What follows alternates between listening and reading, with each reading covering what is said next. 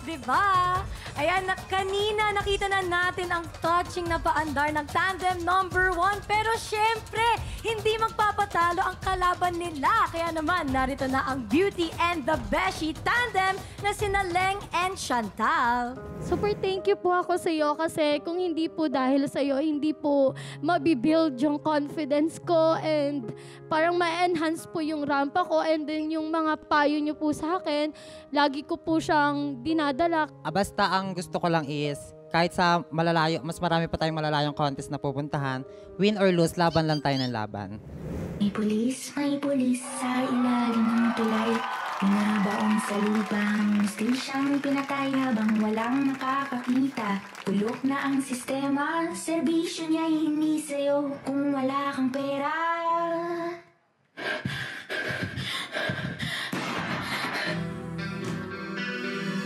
Habang may tatsulok at sila ang nasa tuktok, di matatapos itong gulo.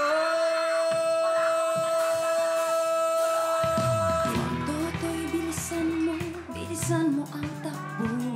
Ilagan mga bombang nakatutok sa ulo mo.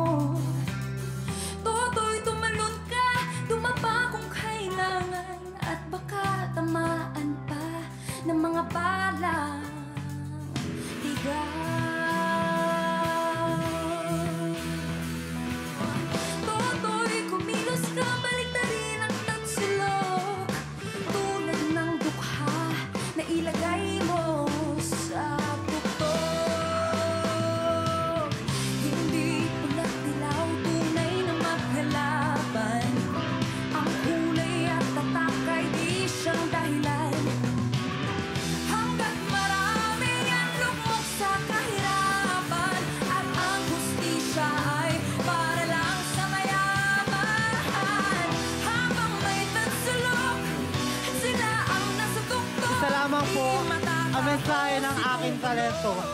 Huwag po tayong maniwala na ang hustisya ay para lang sa mayaman. Sabay-sabay po natin baliktarin ang tasulok upang makuha natin ang hustisyang ating kinakamit.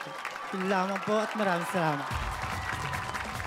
Alright, yan ang Beauty and the Beshi tandem number 2. Nako, nakabilib kaya nila ang ating mga judges? Oo nga. Yung mga ginawa ni Leng at ni Chantal. Tanungin natin si Allen. Allen, what can you say?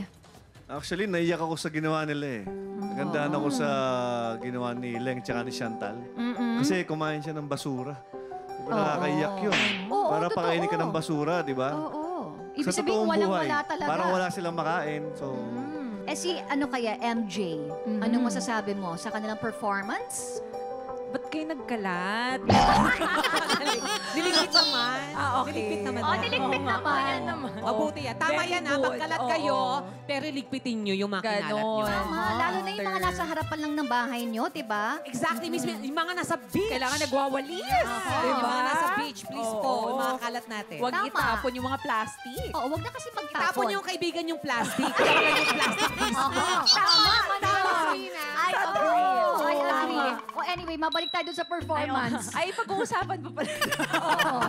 Hindi, maganda kasi nga may message pa rin. Pero Yes. talaga pinag-iisipan ko, ano ba talaga ang ambag ng beauty sa Beshi? Ito lang, support.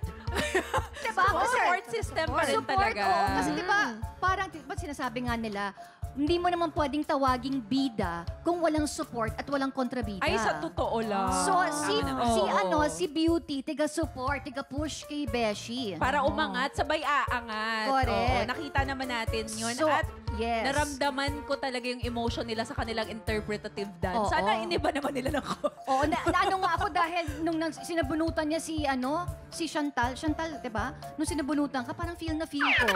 At ito na, haharap na sa matinding question and answer portion ang ating mga tanums. Kaya abangan yan sa pagbalik na Beauty and the Beshi dito sa Sarap Diba?